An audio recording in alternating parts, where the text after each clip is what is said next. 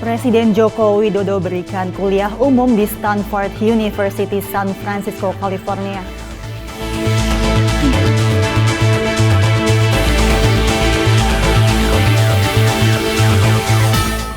Polri tegaskan kembali netralitas dalam menghadapi pemilu 2024.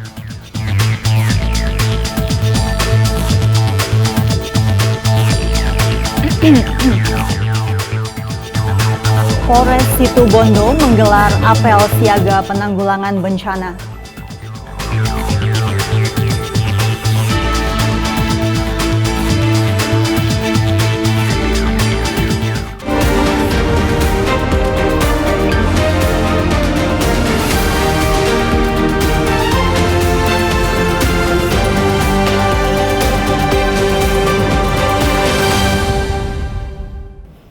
Selamat sore pemirsa, Presisi Petang kembali hadir edisi Kamis 16 November 2023. Selain 3 berita utama tadi, selama 1 jam ke depan kami juga telah menyiapkan sejumlah informasi terkini lainnya. Saya Mentari Detanzil, inilah Presisi Petang selengkapnya.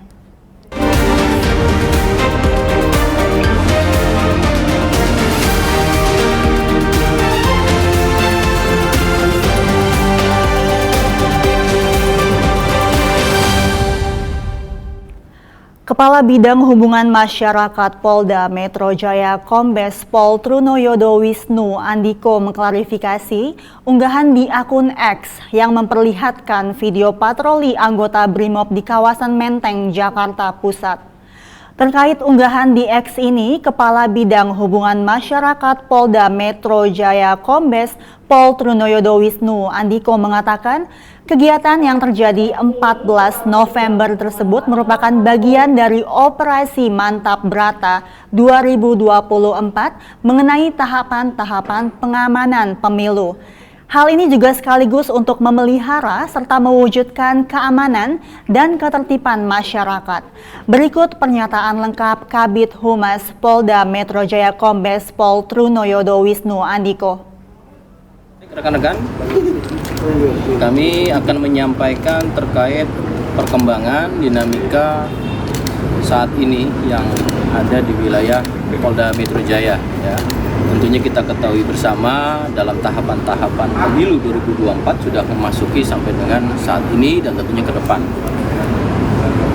Kemarin ada kegiatan yang sifatnya bagian daripada Operasi Mantap Brata 2024 terkait dengan tahapan-tahapan pengamanan pemilu untuk menciptakan, memelihara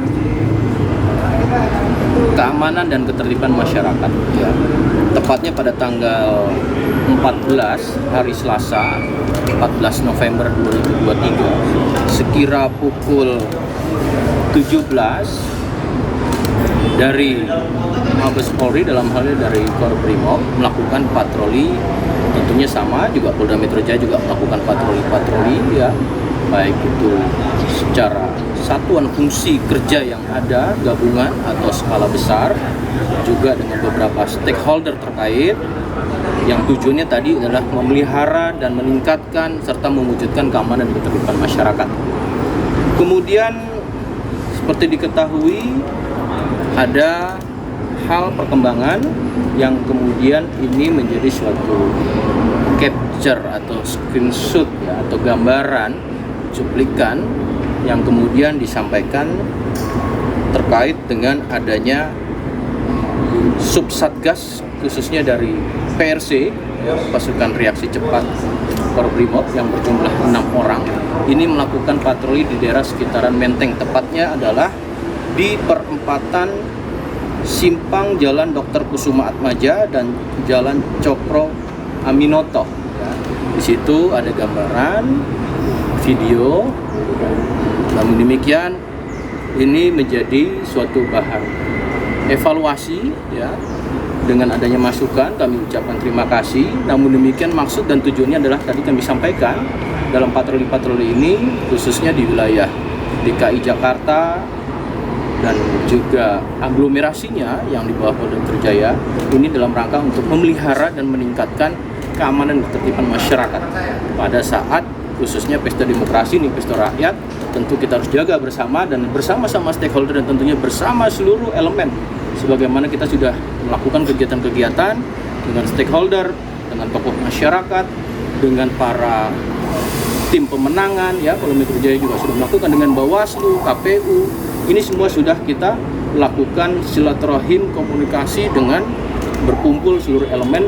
Kita memiliki konsisten dan komitmen yang sama untuk menjaga situasi khususnya di wilayah Polda Metro Jaya dengan aman dan juga tertib sehingga ini bisa nyaman, aman, dan tentunya damai dalam pelaksanaan pemilu. Itu rekan-rekan yang Dalam kunjungan kerjanya ke San Francisco, Amerika Serikat, Presiden Joko Widodo memberikan kuliah umum di Stanford University, California.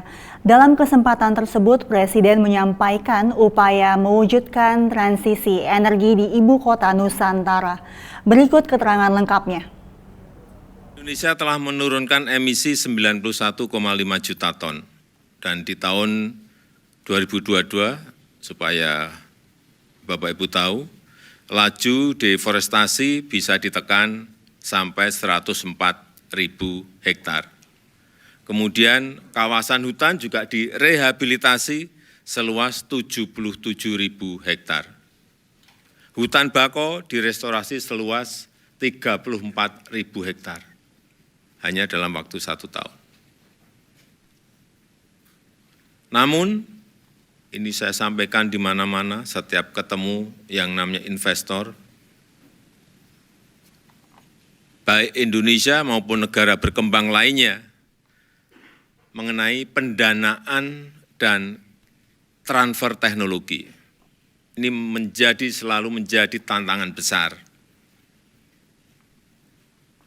Karena memang kita butuh investasi yang sangat besar, serta transfer teknologi dan kolaborasi. Inilah yang menjadi tantangan dan sering menyulitkan negara-negara berkembang. Karena itu Indonesia ingin memastikan bahwa transisi energi juga menghasilkan energi yang bisa terjangkau oleh rakyat, bisa terjangkau oleh masyarakat. Namun kita tahu semuanya sampai saat ini, yang namanya pendanaan iklim masih business as usual. Masih seperti commercial banks. Padahal seharusnya lebih konstruktif, bukan dalam bentuk hutang yang hanya akan menambah beban negara-negara miskin maupun negara-negara berkembang. Padahal sebagai contoh Indonesia, tadi saya mungkin belum menyampaikan yang belum tahu Indonesia. Indonesia itu memiliki 17.000 pulau, memiliki penduduk hampir 300 juta, memiliki 714 suku yang berbeda-beda tradisi dan budayanya, dan memiliki lebih dari 1.300 bahasa daerah. Dan Indonesia memiliki potensi energi hijau yang sangat besar, yang bisa dimanfaatkan untuk kelestarian bumi. Potensinya mencapai 3.600 gigawatt dari energi matahari, air dari sungai, karena kita memiliki 4.400 sungai, kemudian angin, kemudian geotermal, ombak, dan energi bio. Dan dalam menghadapi dampak perubahan iklim yang semakin mengancam saat ini, kolaborasi ini sangat penting. Kolaborasi sangat penting dan langkah strategis konkret sangat dibutuhkan. Tanpa itu tidak mungkin bagi kita untuk menjamin keberlanjutan dan satu-satunya bumi yang kita cintai ini. We can no longer take an easier walk. We can no longer take a slowly walk. We must run fast. We must fear the tree. Thank you.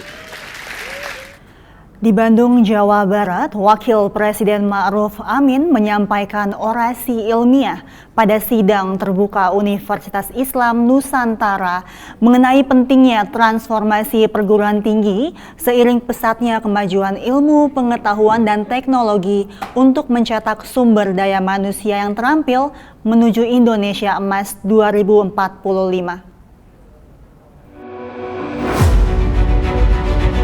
Wakil Presiden Ma'ruf Amin menghadiri wisuda ke-67 gelombang kedua sekaligus merayakan hari kelahiran ke-64 Universitas Islam Nusantara bertempat di Aula Universitas Islam Nusantara Jalan Soekarno-Hatta, Bandung pada Kamis 16 November 2023. Dalam kesempatan ini, Wakil Presiden juga menyampaikan orasi ilmiah pada sidang Senat Terbuka Universitas Islam Nusantara terkait peran institusi perguruan tinggi di tengah masyarakat global dalam mencetak sumber daya manusia yang terampil menuju Indonesia Emas 2045. Kini, dengan kian pesatnya kemajuan ilmu pengetahuan dan teknologi, berbagai literatur mencatat bahwa transformasi peran maupun strategi perguruan tinggi adalah keniscayaan. Perguruan tinggi tidak saja menjadi tempat mengasah ilmu pengetahuan, tetapi juga institusi kunci yang berperan konkret di dalam membangun akhlak, budaya, dan kesejahteraan masyarakat.